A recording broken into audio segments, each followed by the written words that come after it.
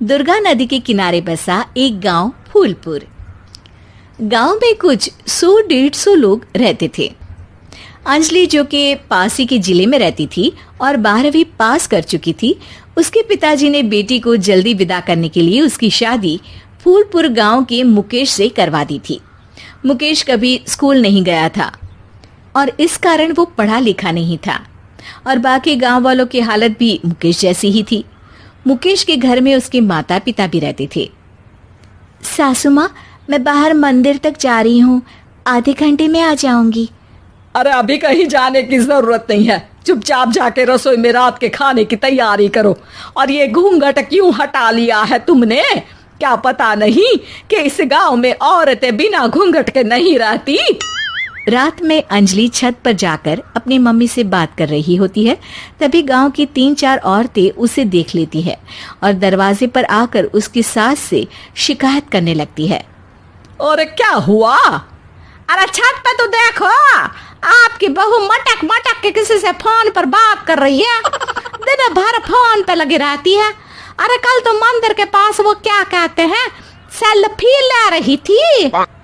शहर की बहू रखना अच्छा शान की बात है, पर देखना इसके लक्षण से ये तो तुम्हारे परिवार को बदनाम ना कर दे। ये पहली बार नहीं था जब सास से गांव के लोगों ने अंजलि की बुराई या शिकायत नहीं की हो। अब तो ये रोज की बात थी। अंजलि ये सब सुन लेती है। जब वो नीचे जाती है तो मुकेश भी वहां आ जाता है।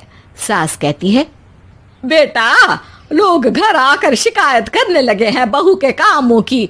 देख लो, पति हो, संयम से रखो इसे। माँ जी, मैं तो अपनी माँ से बात कर रही थी क्योंकि यहाँ कोई बात करने लायक ही नहीं है और अब मैं माँ के पास ही रहूंगी। वहाँ क्या रहना, वहाँ बाहर के लोग तो ठीक है पर घर के लोग भी इज्जत ना दे सके। अरे नहीं नहीं अंजलि, ऐसा नहीं है, धीरे धीरे सब ठीक हो जाएगा, तुम फिक्र ना करो।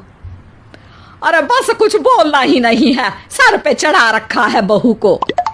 सास मुकेश की नरम बात सुन के वहां से मुंह चढ़ाकर चली जाती है। मैं तो कहती हूँ हम दोनों शहर चले जाते हैं। मैं पढ़ी लिखी हूँ, मुझे वहाँ नौकरी भी मिल जाएगी और थोड़े दिनों में आप भी वहाँ कुछ काम ढूंढ लेना। अरे नहीं नहीं अंजलि, हम यहाँ ना गांव का खेत, माँ पिताजी को छोड़कर शहर नहीं जा सकते। माँ पिताजी को कैसा लगेगा और गांव वाले क्या सोचेंगे? ये कहकर मुकेश सोने चला जाता है और अंजलि की गांव वालों द्वारा बुराई का सिलसिला बहुत दिनों तक चलता ही रहता है। लेकिन अंजलि गुस्सा ना दिखाते हुए समझदारी से काम लेती है। बारिश का मौसम चालू हो जाता है। जोरदार बारिश से पूरे गांव में हाहाकार मच जाता है। दुर्गा नदी में बाढ़ आ जाती है और बाढ़ का पानी पूरे गांव की फसल तबाह कर देता है।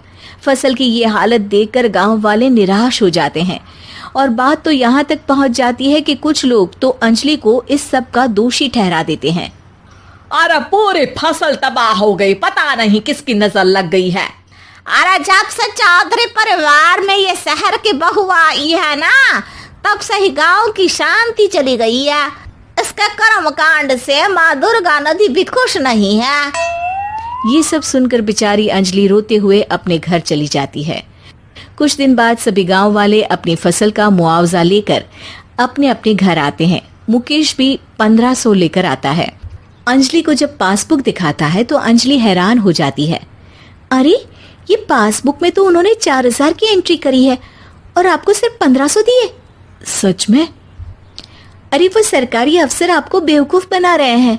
सरकार की तरफ से हमें 4000 मिले हैं लेकिन बाकी का सारा पैसा खुद ही खा रहे हैं।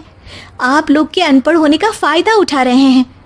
ये सब सुनकर मुकेश परेशान हो जाता है लेकिन अंजलि उसे हिम्मत से काम लेने को कहती है और सुबह होते ही मुकेश को पंचायत कार्यालय ले जाती है और साथ में गांव के और लोगों को भी। आप सरकारी बाबू क्या गांव के लोगों को बेवकूफ समझते हैं? आपको क्या लगता है ये पढ़े लिखे नहीं है तो आप कुछ भी मनमानी करेंगे? ये बेचारे दिन रात इतनी मेहनत करते हैं, ये हमारे अन्नदाता हैं और आप इनके साथ ऐसा धोखा करते हैं। अरे क्या बके जा रही है ये लड़की, किस धोखे की बात कर रही है?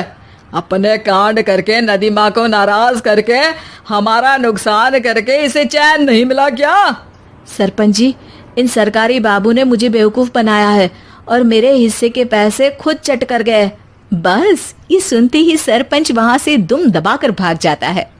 पता चलता है कि जनपद अधिकारियों ने गांव के सरपंच के साथ मिलकर सबके साथ धोखा किया है।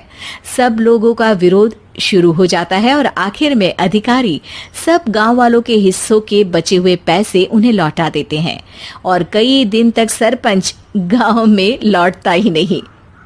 अंजलि, तुम नहीं होती तो हम गांव वालों को तो पता ही नहीं चलता कि ये हमें हर बार बेवकूफ बनाते हैं। हाँ अंजलि बेटी, हमें माफ कर दो। हम सब तुम्हें बुरा भला कहते रहे, लेकिन तुमने ही आज हमें बेवकूफ बनाने से बचाया है। हमें तुम पर गर्व है बेटी। अब समझ आया कि सरपंच तुमसे नहीं, तुम्हारे पढ़े लिखे होने से नफरत करता था। क्यों ना इस बार हम अंजलि को ही सरपंच पद के लिए चुन ले? क्या कहते हो गांव वालों? पढ़ी लिखी सरपंच।